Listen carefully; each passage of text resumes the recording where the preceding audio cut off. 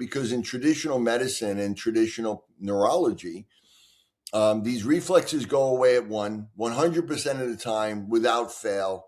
There's no such thing as retained reflexes. So my lab, what we wanted to do was, first of all, prove that no, these reflexes often don't go away. And then the next question was, okay, well, if they don't go away, what does that mean? What does that actually end up doing to the brain? How does it actually affect the brain?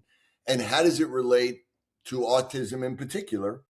And also, what's been noted is that some of these reflexes, which are always naturally symmetrical, when you examine people, they're often asymmetrical, meaning that you see them gone. They may be inhibited on one side but retained on another.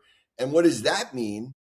And so, what we were able to show, really with a pretty extensive study, is that these reflexes often don't go away. And in autism, in almost virtually 100% of the cases we saw, there are some retained reflexes, if not all of them, to varying degrees, which has something to do with the varying in the spectrum level of severity, right?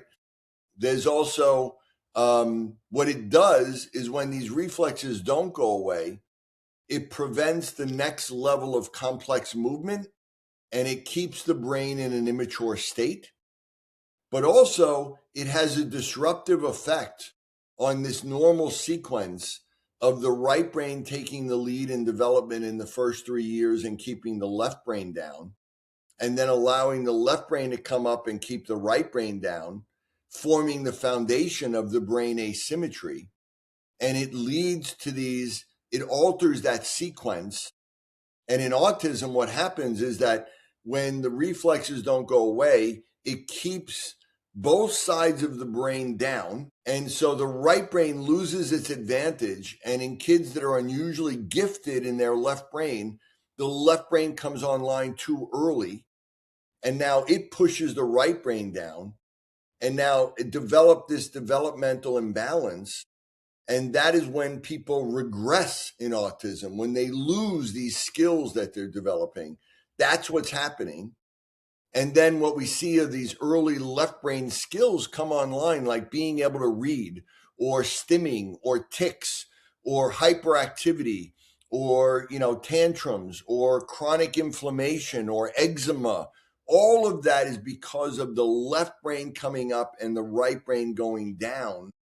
And once that's established, it doesn't self-correct.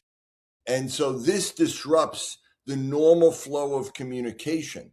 So it all comes down to maturity, and the brain stays in an immature state, and the asymmetry of the reflexes reflects this asymmetry of this maturity imbalance.